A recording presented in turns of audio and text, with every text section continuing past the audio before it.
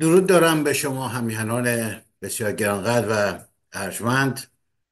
و با آرزوی اینکه هر کجای جهان پهناور که هستید یا در هر کجای سرزمین عزیزمان ایران، روز و روزگار بر شما خوش باشد و ایام بکام. در عالم سیاست آنچه که بسیار حائز اهمیت است عقل و خرد است و بصیرت و آگاهی. و اگر یک سیاستمداری دارای این صفات و صفات دیگری که حالا خارج از بحث است نباشد، طبیعتاً اون سرزمینی رو که او اداره می کند دچار مشکل و گرفتاری خواهد شد. در مملکت ما رخدادی در سده 13 میلادی اتفاق افتاد بین سالهای 1219 تا 1256 که 3 بار قوم مغول به ایران حمله کرد. در برابر اقوامی که به کشور ما حمله کردند،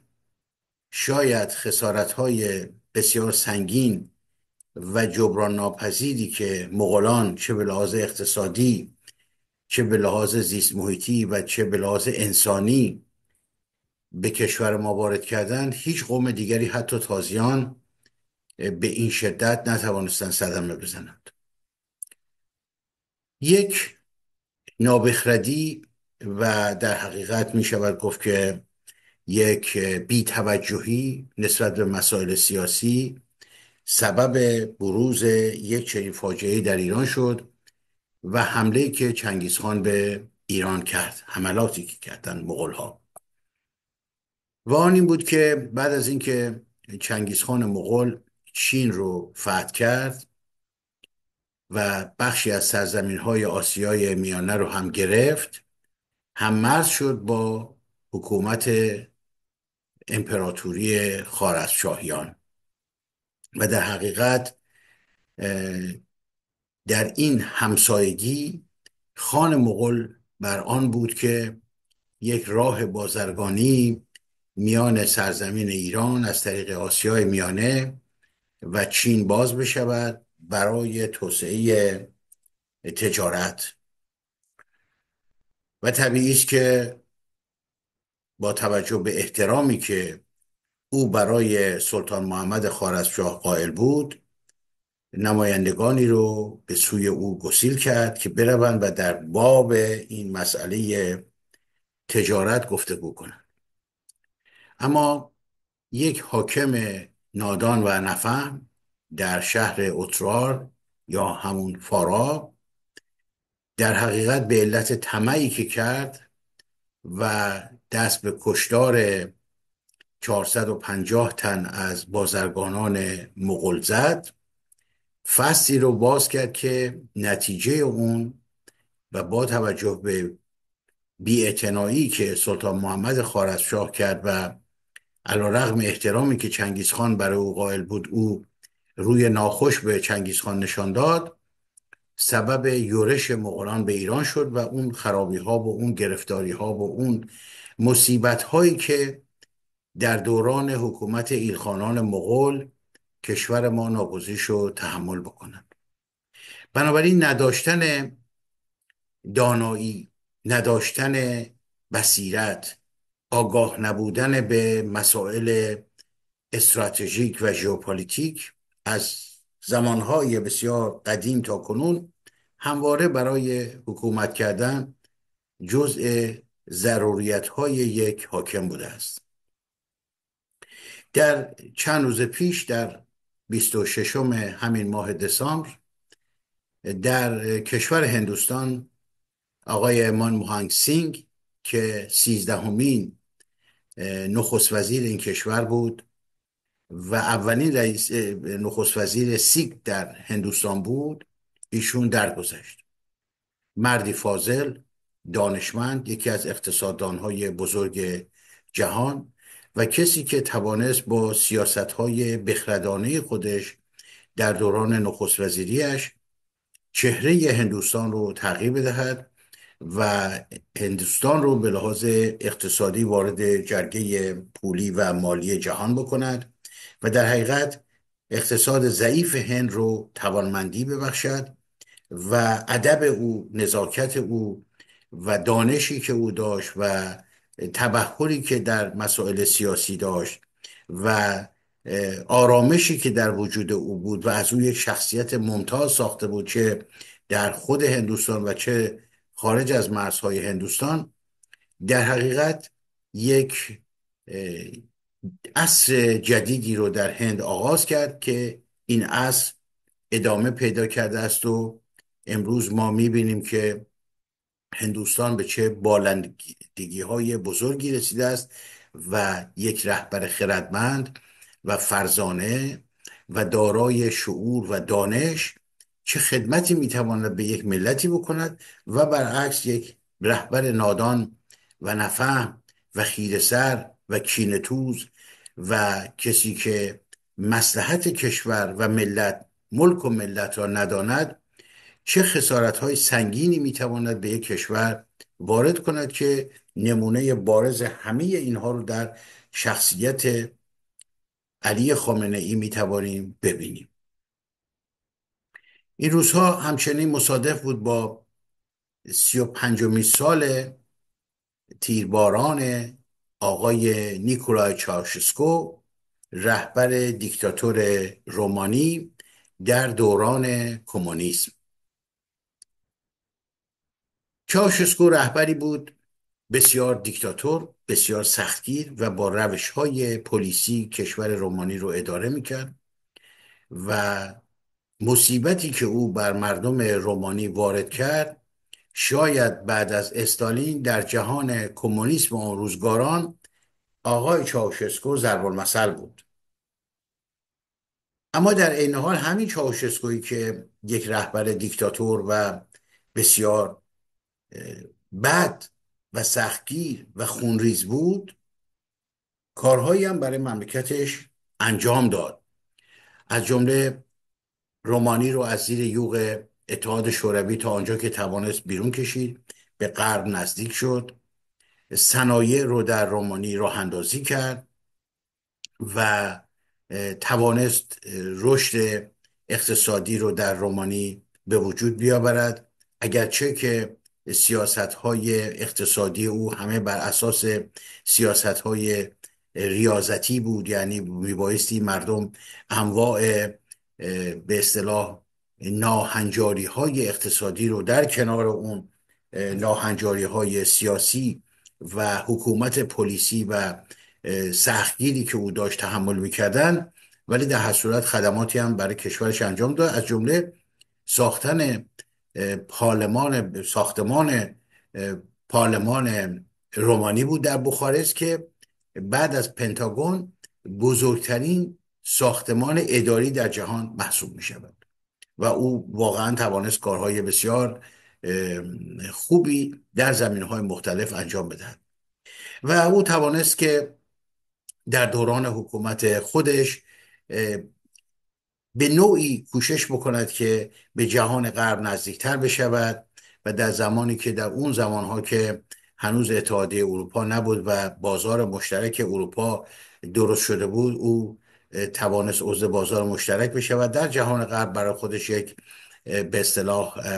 وجهه‌ای پیدا بکنه. یک قرارداد 200 میلیون پوند انگلیسی با کشور بریتانیا امضا کرد برای خریدن هواپیماهای BAC-111 که هواپیماهای غیر نظامی بودند، تجاری بودند و برای اینکه در کشور رومانی اینها ساخته بشود. و میدونید که یکی از رشته های صنایع رومانی کارخانه تراکتورسازی بود که ما هم بعد از اصلاحات ارضی از رومانی این کارخانه ها رو خریداری کردیم در دوران حکومت پادشاهی و در حقیقت رابطه اقتصادی و تجارتی میان ایران و رومانی هم برقرار بود. به ترتیب آقای چاوشسکو زمانی که اوج درگیری و در حقیقت رویارویی جهان کمونیسم با جهان سرمایه‌داری بود، و در حقیقت جهان غرب تصمیم گرفته بود که به هر شکلی از اشکال که ممکن هست جهان کمونیسم، اردوگاه کمونیسم رو به زیر بکشد. او بی توجه به این مسائل همچنان بر همون روش های دیکتاتور معابانه خودش عمل میکرد و به دنبال این بود که با همون روش های سختگیرانه و پلیسی و خفقانی که در کشور به وجود آورده بود به کار خودش ادامه بده و این مشکل و معضل بزرگی بود که برای او پیش آمده بود. از 1985 که در حقیقت معلوم شد که اتحاد شوروی دچار مشکلاتی است که دیگر نمیتوانند بر روی او سرپوش بگذارند، مشکلات بسیار شدید اقتصادی و همینطور مشکلات بزرگ سیاسی که در مملکت وجود داشت و میرفت که اتحاد شوروی رو به مرحله انفجار برساند. خب ما دیدیم که آقای گورباچف در اون زمان با مطرح کردن گلاسنوست و پروسترویکا، یعنی اصلاحات سیاسی و اجتماعی و همچنین اصلاحات اقتصادی، سعی کرد که اون اردوگاه کمونیست رو حفظ بکند و در واقع با یک اصلاحاتی که میخواست انجام بدهد اتحاد شوروی رو نگه دارد. ولی دیدیم که عملا نشد و این گرفتاری بود که برای اتحاد شوروی به وجود آمد تا اینکه 1991 که اواخر سال اتحاد شوروی از هم پاشید. و جالب اینجاست که در آخرین نشستی که سران پیمان ورشو که رومانی هم جز پیمان ورشو بود در مسکو داشتن، در یک نشست خصوصی آقای گورباچوف به آقای چاوشسکو میگوید که جهان در حال تغییر بسیار سریعی است و بهتر است که شما رضایت بدهی به اصلاحات و همینطور سعی بکنید که انتقال حکومت در رومانی به شکل مسالمت آمیز انجام بشود و شما این کار رو برای ملت رومانی انجام بدید. به قدری چاوشسکو از این نصیحت گورباچف ناراحت می شود که نشست خصوصی رو با او بدون خداحافظی ترک میکنه و حتی بدون که استقبال بدرقه رسمی هم از او بشود می رود به فرودگاه و برمیگردد به بخارست. حتی برادر بزرگتر آقای چاوشسکو که در اتریش زندگی میکرد در اون زمان با او یک مکالمه تلفنی میکند و به او اخطار میدهد که جهان غرب در صدد برهم زدن اردوگاه کمونیسم هست و شما بهتر است که بسیار مواظب باشید. و وقتی که احساس میکنه که برادر به گفته های او توجه نمیکنه، او میرود به بخارست به ملاقات برادر کوچکتر خودش و او رو نصیحت میکند که طبیعتا این نصیحت رو نمیپذیرد و همه دیکتاتورها این گرفتاری ها رو دارند که بر پایه‌ای فکر میکنن و اندیشه میکنند که تصور میکنند با تهمت زدن، با اینکه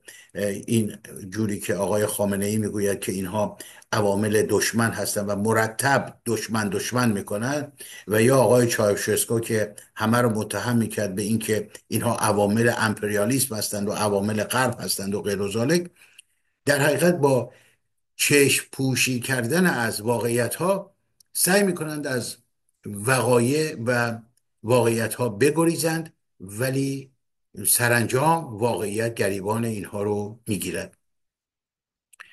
خاطرتون هست که در همون ایام چاوشسکو سفری هم به تهران داشت و در ملاقاتی که با هاشمی رفسنجانی کرد در صدد بود که نفت ایران رو به قیمت ارزانتر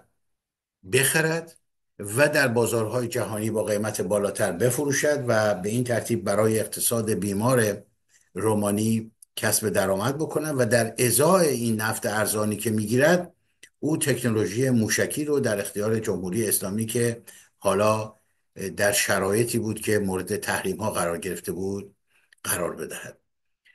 برای جمهوری اسلامی همین یک نقطه عطفی بود. اینها افتخار میکردند که یک رهبر برای اینکه مورد تحریم بودن و برای اینکه کسی اینها رو تحویل نمی گرفت در جامعه جهانی، رفتن و مسافرت یک رهبر یک کشور اروپایی ولی اروپای شرقی به ایران برای این سردمداران جمهوری اسلامی یک موهبت بود، ضمن اینکه اینها به دنبال این بودن که به هر شکلی هم که شده بتوانند در حقیقت خودشون رو به لحاظ موشکی که کم هزینه تر از تهیه سلاح‌های دیگر بود مجهز بکنن تا بتوانن برای دفاع از نظام در حقیقت استفاده بکنن. بر ترتیب در همان زمانی که او در تهران بود، گویا برخی از به اصطلاح ایرانی ها گفتند که از بخارست به او زنگ زدن دوستانش که شما بهتر است در ایران بمانی و بر نگردی، ولی ایشون گوش نکرد، ولی از تهران برخلاف مسکو با بدرقه رسمی برگشت به رومانی و روز بعد اون تظاهرات بزرگ شروع شد، همگیر شد و روز بعد از اون که ایشان رفت در بالکن به اصطلاح حزب کمونیست برای جمعیت سخنرانی بکند، عوامل جهان غرب از جمله و مهمترین اونها سفارت آمریکا و سفارت بریتانیا در بخارست شرایطی رو فراهم کرده بودند، آدمهایی رو در بین مردم گذاشته بودند، تعدادی از نظامیان ناراضی رو خریده بودند و در حقیقت چاوشسکو که تصور میکرد با وعده های دیگر در این به اصطلاح میتینگ همبستگی که درست کرده بود وعده بدهد که حقوق کارگران افزایش پیدا میکند، علیرغم اینکه تصور میکرد که سخنان او با استقبال مردم به خصوص کارگرها مواجه خواهد شد، متوجه شد که مردم شعار میدهند که دیکتاتور دهانت را ببند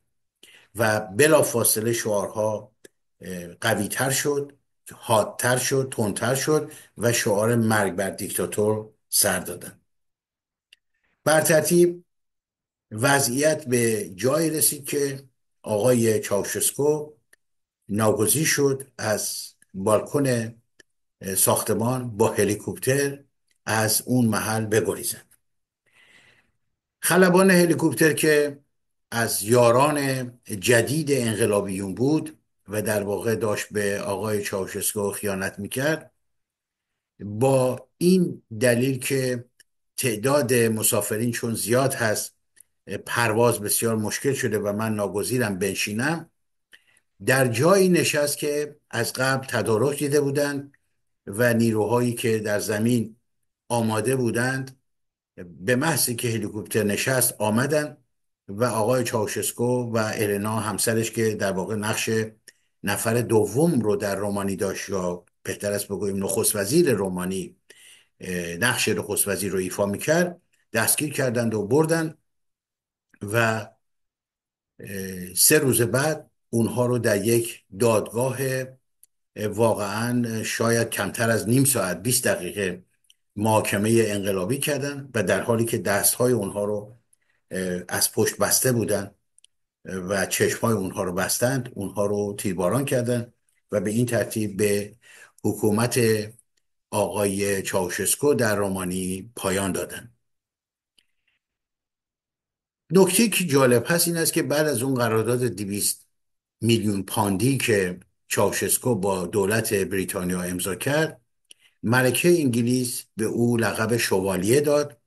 و درست 1 روز پیش از اعدام آقای چاوشسکو دولت انگلیس رسما اون لقب رو بازپس گرفت و جهان سیاست جهان عجیب و در عین حال بسیار سختی است. بر ترتیب در این روزهایی که آقای علی خامنه ای 2 مرتبه در انظار ظاهر می شود،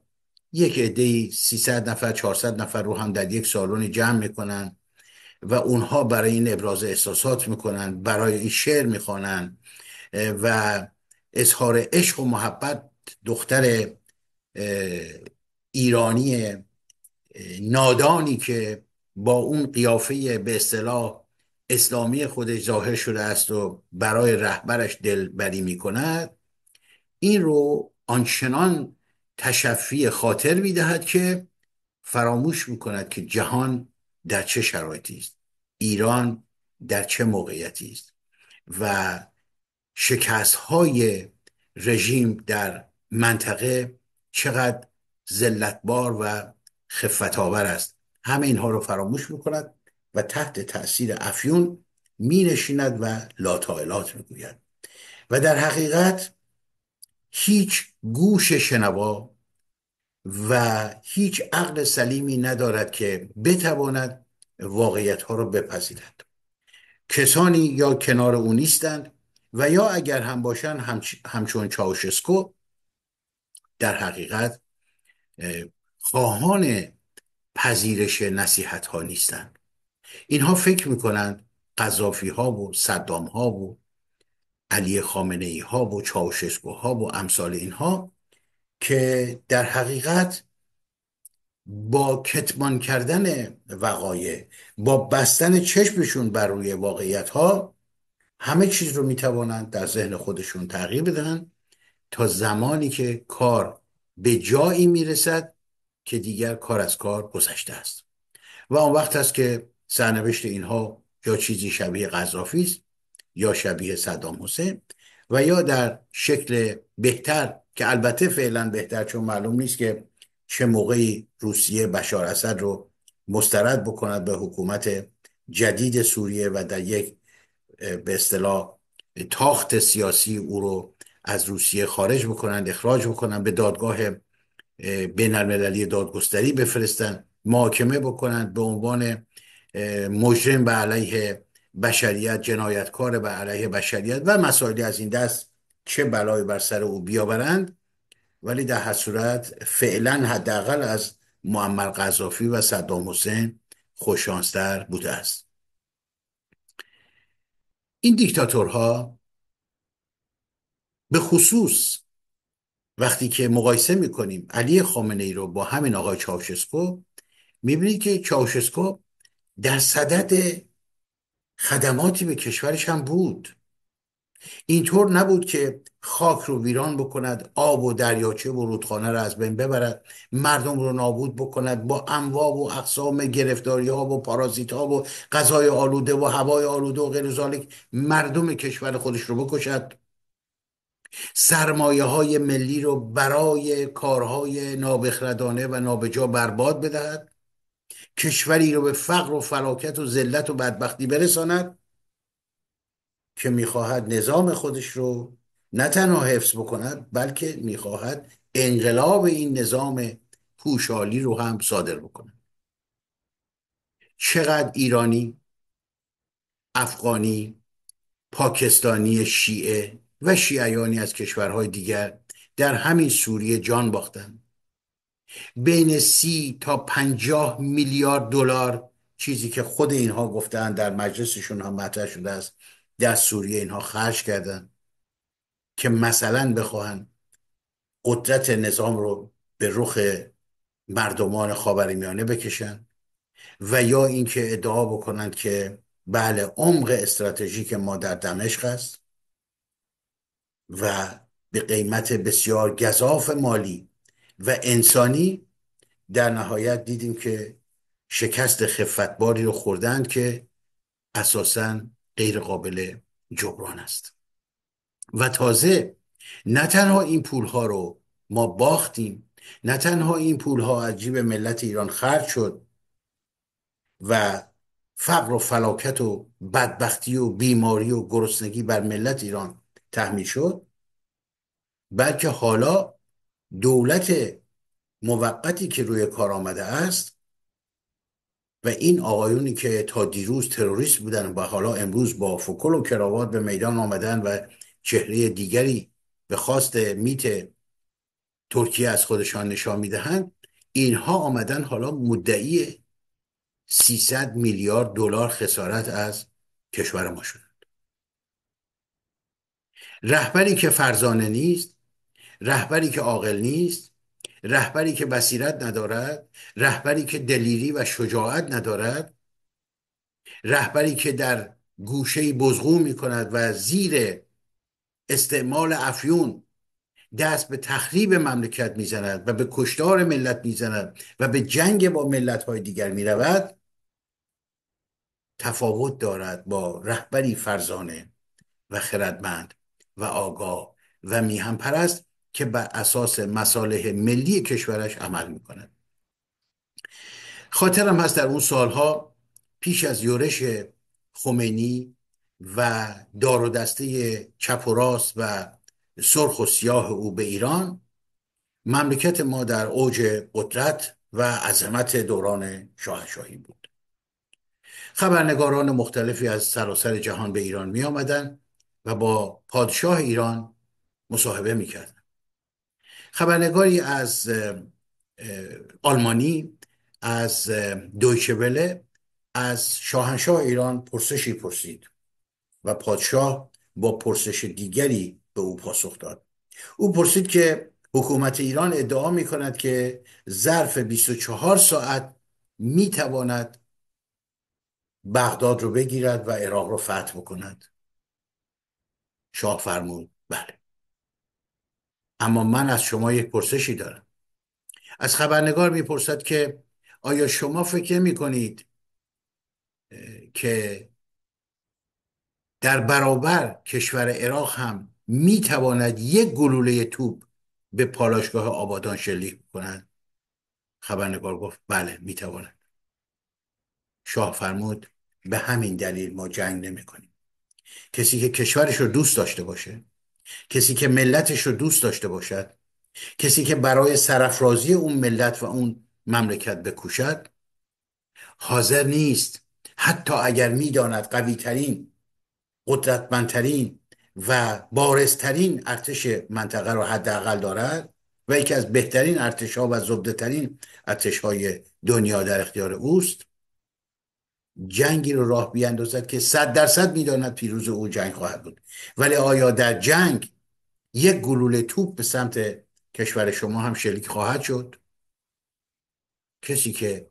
مملکتش رو دوست داشته باشه، به کشورش علاقمند باشه، به خاطر احتمال شلیک همون یک گلوله توپ حاضر نیست کشورش رو به معرض جنگ و خسارت بیاندازد. و امروز این شخص بیوطن نادان، بی بصیرت، بی حقیقت، گمراه، خودخواه، کینه‌توز، نادان، بی خبر از سیاست در جهان، در منطقه، در ایران، شما ببینید که با کشور ما چه میکنند. اینها رو با خفت و خاری از سوریه بیرون کردن،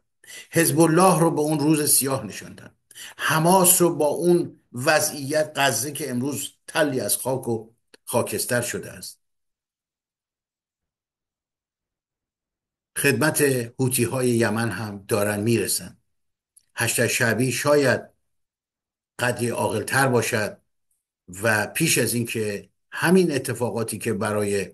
دیگران رخ داد برای اونها رخ بدهد، سلاح رو تحویل دولت عراق بدن و کوشش های در این زمینه داره انجام میشه و اینها چاره ای ندارن جز این که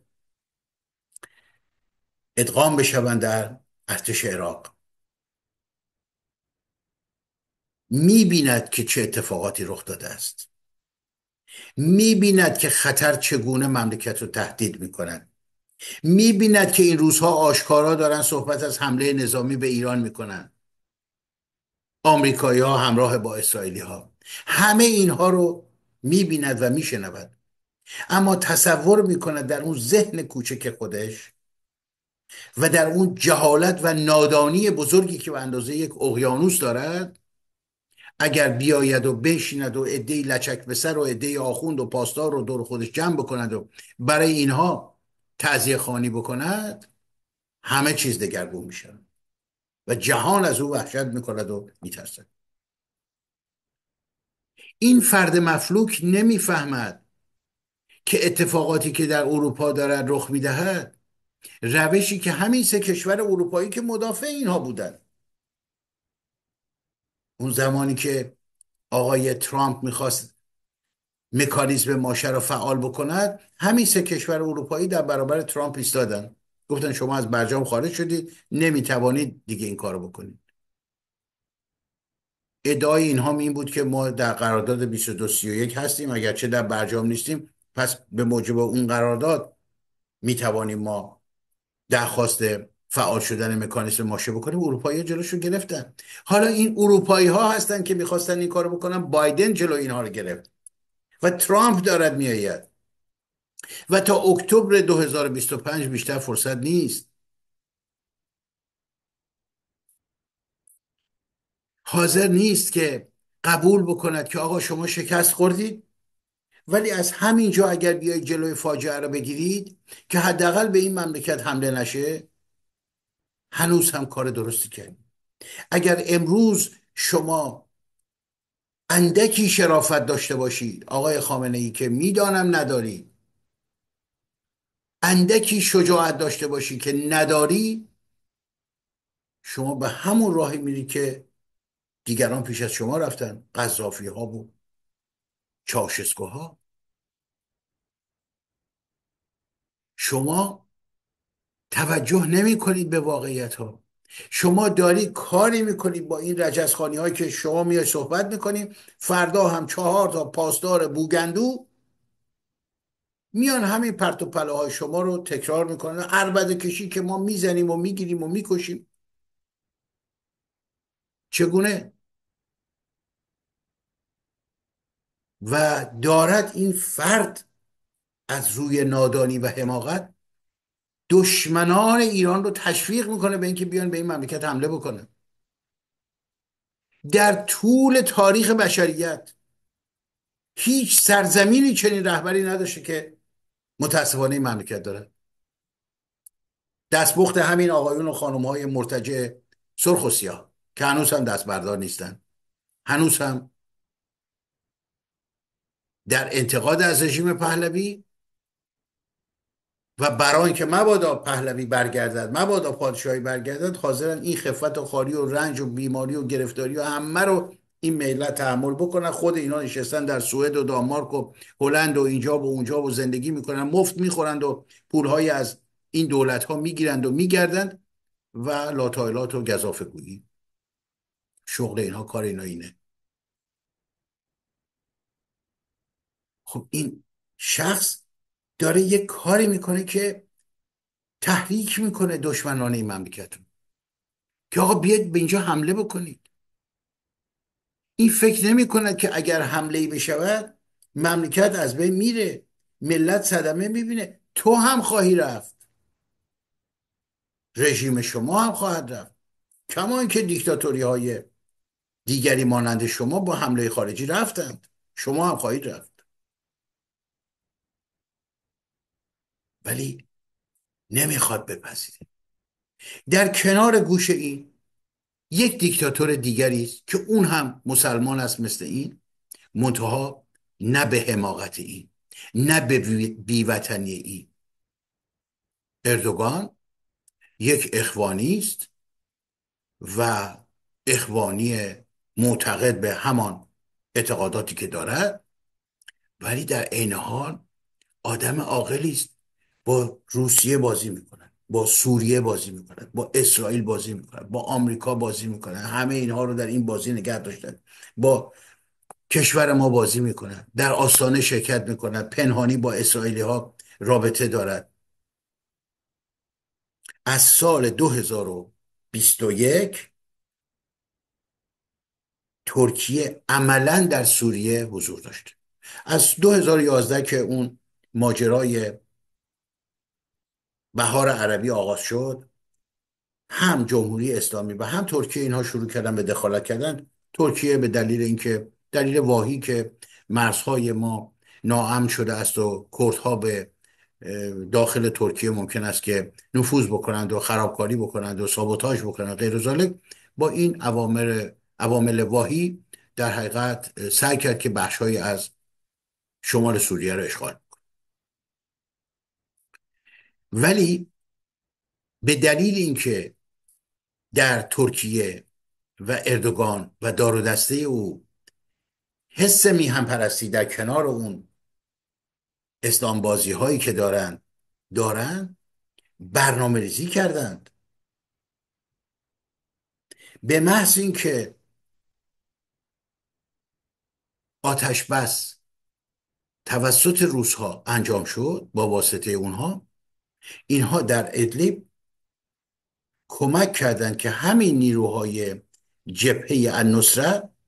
اولا به پیشنهاد میت، سازمان امنیت ترکیه، تغییر نام بدن به تحریر شام و بعد هم کمک های نظامی، انسانی، اجتماعی، تکنولوژیک،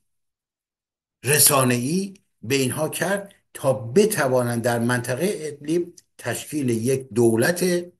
نمونه، یک دولت کوچکی بدهند. همین آقای محمد البشیر که الان شده از نخست وزیر دوره موقت، ایشون نخست وزیر سرزمین ادلب شد و اینها یاد گرفتن که چگونه بایستی دیوان سالاری درست بکنن، چگونه بایستی دستگاه ها رو اداره بکنن، چگونه میبایستی تعامل داشته باشن با بقیه جهان. و همه این کارها با کمک دولت ترکیه انجام شد. یعنی همون زمانی که اینها داشتن آدم میکشتن، چندین بار شما ببینید خون ایرانی ریخته شده، 30 تا 50 میلیارد دلار پول این مملکت رفته اونجا هزینه شده، چندین بار ملت سوریه حرکت کرده، تظاهرات کرده و خواهان بیرون رفتن ایرانی ها شدن، مرگ بر ایران و ایرانی گفتند. فیلم های این همه در یوتیوب هست. ولی ترکیه با یک روش عاقلانه و تصمیم گیری های درست بر اساس مصالح ملی، نه بر اساس مصالح آقای اردوغان، نه بر اساس مصالح سازمان اخوان المسلمین، ترکیه مملکتش برنامه‌ریزی کردن. اینها در همون ساختار حکومت ادلیب با بسیاری از افراد ارتش بشار اسد تماس گرفتن. حقوقی که ارتش بشار اسد به اینها میداد $50 در ماه، پیشنهاد $700 در ماه به اینا دادن. بسیاری از اینها رو جذب کردن، بسیاری اطلاعات به دست آوردن از طریق جذب همین نیرو. یکی از اشتباهات بزرگی که بشار اسد کرد از روی نادانی، و اینها بودن همین آقایون سپاه قدس و پاسداران و این دستگاه های حدیث و طویلی که اینا فقط زورشون به مردم و زنان ایران رسیده است، یک جوانی رو بگیرن ببرن شکنجه کنن بکشن و بعد هم به خانوادهش اجازه ندن که حتی برای او مراسم یادبودی برگزار بکنن. اینها در سوریه بودن و در کنار گوش اینا، چشم اینا داشت این حرکات انجام میشه و اینا متوجه نبودن، چون اصلا اینها لیاقت انجام این کارها رو ندارن، این مأموریت ها رو ندارن. یک عده بی سواد، دزد، مفتخور، عربده جو و فکر میکنن که با این روش های لات معابانه‌ای که دارن اینها میتوانند دنیا رو بگیرند و کشور اداره بکنند و در منطقه نفوذ داشته باشند. ترکیه داشت کارشو میکرد. حکومت آقای بشار اسد آمد سربازگیری بکنه،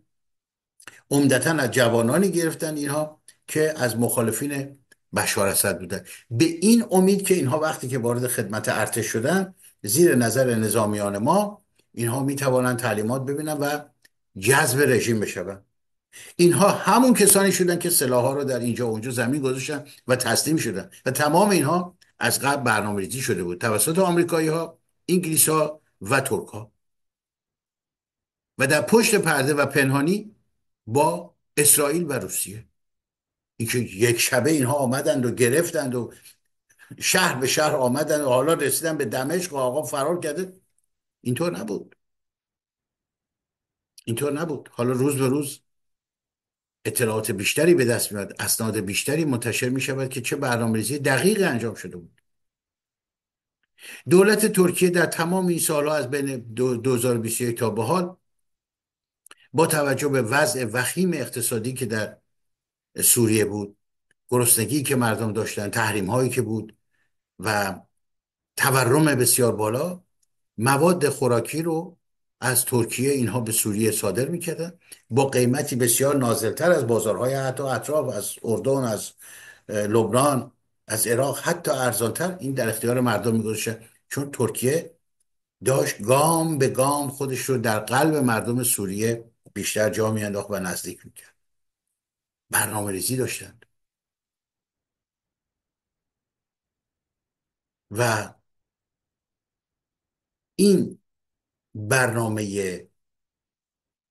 آماده شده و این برنامه‌ای که دقیقاً مورد مطالعه قرار گرفته است و مورد تایید دستگاه‌های اطلاعاتی و امنیتی اه، ترکیه و ارتش این کشور قرار گرفته است، این توانست شرایط و زمینه ای رو برای این آقایون مهیا بکنن تا اینها برسن و شهر به شهر بگیرن بدون مقاومت آنچنانی. تقریبا مقاومتی نشد تا برسن به دمشق و آقا برود به لاذقیه و از اونجا به مسکو. ترکیه داشت اینطور عمل میکرد. این از فرق بین یک رهبری که بر اساس مصالح ملی کشورش عمل میکنه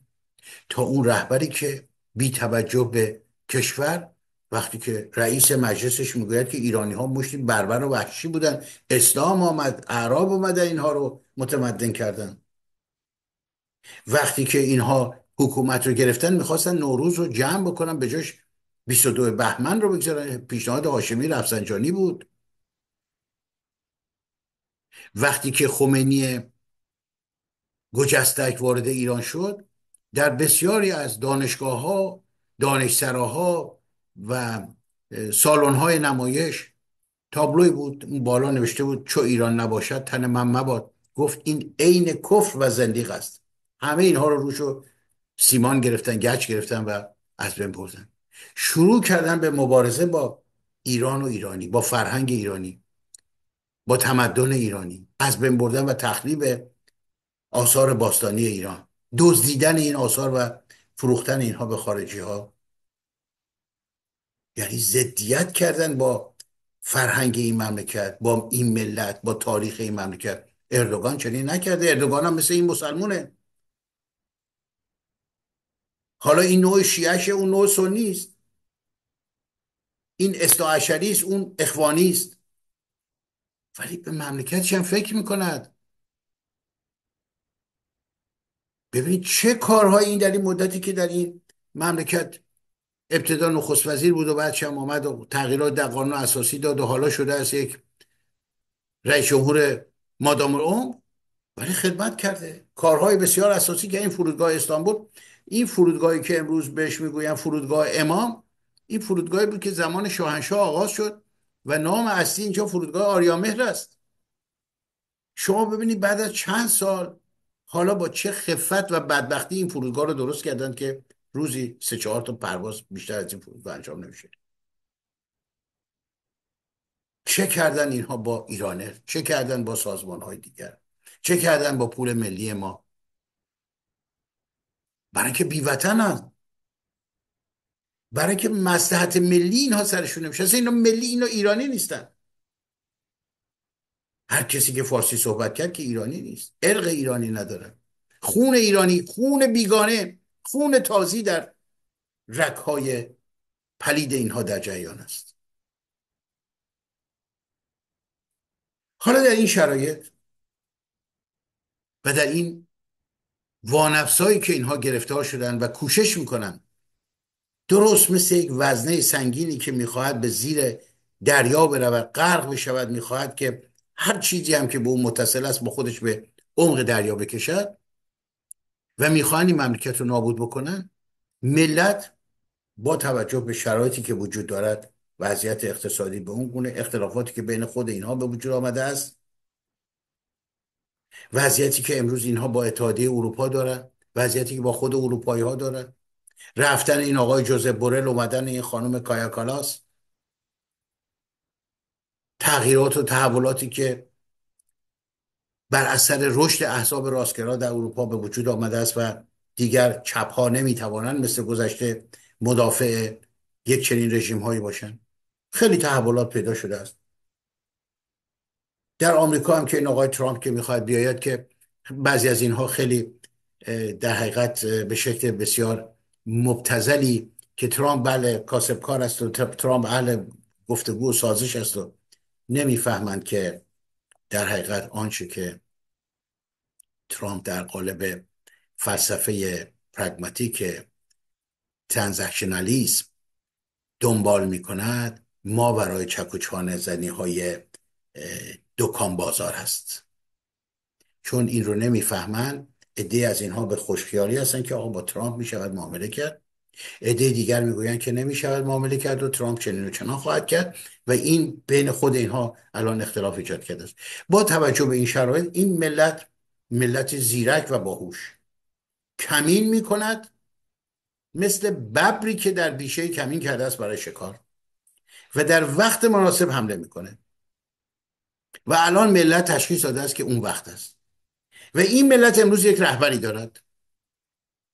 صداش میکنن در داخل، صداش میکنن در خارج و اونطوری که خود این آقایون میگوین، همین آقای نصیری که جدا شده از اینا هست میگه قبلا من فکر میکردم 30-40% طرفداران آقای رضا پهلوی هستن، حالا میبینم که بین 50 تا 70% هستن. حالا در این شرایط شما ببینید که دستگاه تبلیغاتی رژیم، مجاهدین خلق، چپها، اونهایی که خودشون رو از طرفداران مصدق مینامن، همه اینها یک گروه شدن و تمام اینها یک حرکت کاملا حساب شده ای رو برای ترور شخصیت شاهزاده رضا پهلوی در جزء و خاندان پهلوی در کل آغاز کردن. حرکتی که اخیراً انجام شد، این حرکت شنیع و زننده و دور از ذهن یک انسان متمدن امروزی که یک حیوان وحشی فقط چنین کاری رو میکند که برود روی آرامگاه، روی سنگ آرامگاه یک نویسنده ایرانی اون حرکت زشت رو انجام بدهد و بعد این رو بلافاصله دار و دسته رژیم و تبهکاران همکار با او و مجاهدینی که امروز وحشت کردند از اینکه مبادا رهبر خودخوانده اونها عقب بیفتد، همه اینها رو میذارن به حساب به قول خودشون سلطنت طلب ها و یک عده هم هستن که از روی نادانی، ناآگاهی یا اینکه مأموریت دارن، اینها هم در حقیقت آتش بیاران این معرکه هستن در این رسانه ها و گفتگوهایی میکنن، سخنانی میگن، حرفای لاتایلاتی میزنن که در حقیقت صدمه بزنن به این جنبش و رهبری این جنبش.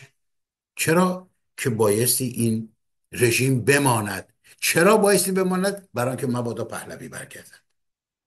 تمام اینها خواستشون این است و داریم به چشم میبینیم به طور روزمره. بنابراین ما در یک زمانی زندگی میکنیم که اخلاق از بین رفته، شرافت از بین رفته، نجابت از بین رفته، حس میهم پرستی و غرور در کسانی که اون مملکت رو ظاهرا اداره میکنن مطلقا وجود ندارد و مردم در یک شرایطی هستن که در این شرایط بایستی بر روی یک نقطه، بر روی یک دستگاه رهبری متمرکز بشوند و میخواهند نگذارن که این اتفاق بیفتد. تمام هدف و کوشش اینها این است. شما زمانی که آرامگاه رضاشاه بزرگ رو خلخالی در تهران خراب کرد، از کدام پادشاهی خواه فحاشی شنیدید؟ زمانی که پادشاه ایران بعد از اون همه خدمت در مصر زندگی میکرد، کدام شخصی که در کنار ایشان بود، کدام خبرنگاری که با ایشان صحبت کرد، مصاحبه کرد، یک کلمه ناسزا یا ناروا راجع به ناسپاسی ملت ایران از این پادشاه شنید؟ کجا شما از دهان اولیاء شهبانو فرح پهلوی تا کنون شنیده ای که ایشان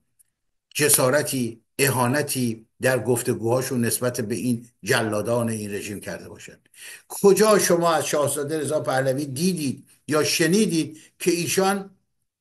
تایید کرده باشن این رذالت ها و این لاتبازی ها رو. همواره گفته است که اینها از من نیستن. ولی اونهایی که بایستی ما رو فاشیست بنامن، راست افراطی بنامن، از روی غرض و مرض و با دلایلی که خودشون دارن، مرتب دست به این حرکات مذبوحانه میزنن و بعدم اعلام میکنن اگر رضا پهلوی اینا رو تایید نمیکنه باید بیاد اعلام بکنه. یعنی رضا پهلوی هیچ کاری ندارد جز این که اون نشسته از هر کسی بره هر غلطی که میخواهد بکند و ایشون بیاد بگه حسن از من نبود، حسین از من نبود، تقی از من نبود. کارش شده این به ابتذال کشاندن جنبش سیاسی، رقابت سیاسی و حتی میتوانم بگویم تقابل سیاسی رو اینها، این چپ های اسلامی به این درجه از رذالت و پستی کشاندن. شما در تاریخ هیچ ملتی چنین چیزهایی نمید، مگر اون زمانی که آقای استالین در مسکو داشت به راهزنی از بانک ها و غیر و ذالک میپرداخت و یک چنین حرکات زشتی اونها هم انجام میدادن، ولی در جای دیگر در دوران دیگر دیده نشده است. این حمله های سیستماتیک و برنامه‌ریزی شده برای تخریب شخصیت شاهزاده رضا پهلوی و خاندان پهلوی، اینها بیخود سبز نشده است. اینها همه از روی نقشه و از روی آگاهی است و میدانند آنهایی که این چنین میکنند چرا میکنند و چه نتیجه میخواهند بگیرند. ولی شما امکان ندارد که یک طرفدار واقعی، یک پادشاهی خواه واقعی ایرانی رو پیدا بکنید که بد زبان و بد دهان باشد. اون دهانی که واژه مقدس شاه از اون بیرون میآید دهانی نیست که بتواند یاوه بگوید و یا فحاشی کند. آن کسی که این کار رو میکند به دروغ میگوید که طرفدار پادشاهی است. او دشمن پادشاهی است، او دشمن پادشاه است، او دشمن ملت ایران است. فریب اینها رو نخورید. به امید روزهای بهتر و اینکه در سالی که پیش رو هست، این سال دارد به پایان میرسد، در حقیقت سال 2024 ما گرفتار دو جنگ بودیم، یکی در خاورمیانه و یکی در شرق اروپا که شوربختانه کشته های بسیاری در هر دو سو از هر دو سوی جبهه ها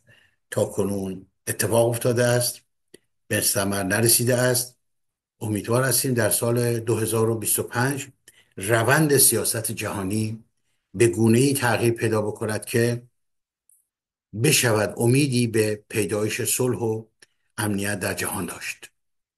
و همچنین در برکت صلح و امنیتی که در جهان پدیدار می شود و مردمان می توانند در امنیت بیشتر زندگی کنند، ملت پیروز ما هم بتواند با درایت و با دلیری و با خردمندی و با بصیرت از این رژیم فاسد و اهریمنی عبور کند و ایرانمان را دوباره بازپس بگیریم. به امید روزهای بهتر و آینده‌ای روشن با شما همیهنان گرامی بدرود میگویم. پاینده ایران.